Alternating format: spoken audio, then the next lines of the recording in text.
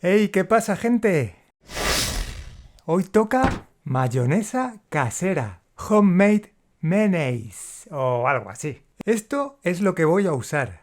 Muy poca cosa. Un poco de limón, un huevo a temperatura ambiente, un poco de sal y 250 mililitros de aceite de oliva 0,4 o aceite de girasol. Y con esto empezamos. He hecho todo menos el aceite, el huevo, el limón y la sal, tal que así. Esto es todavía más fácil que hacer alioli. Ahora lo mezclo todo durante 10 segundos a velocidad 4 y queda algo así. A continuación, con la tapa puesta y el cubilete en su lugar pero sin apretar, programo 4 minutos a velocidad 4 y voy añadiendo el aceite poco a poco. Esto es importante para lograr la textura perfecta, o eso dicen.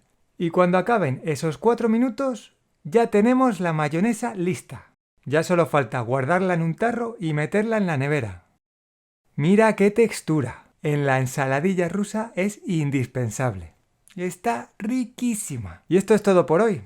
Hacer mayonesa casera es súper fácil. Y si es fácil y encima está riquísima, mejor que mejor. Hasta la próxima. ¡Que aproveche! ¡Ey! ¿Qué pasa, Javi? Sí que está todo caro, sí. Ayer fui a comprar unos ingredientes al súper para hacer mayonesa y me quedé flipando con los precios. Solo necesitaba un limón y el aceite, pero el aceite estaba súper caro. Me gasté más de 9 euros en un litro, todo lo que llevaba. Así que el limón tuve que pedírselo al vecino.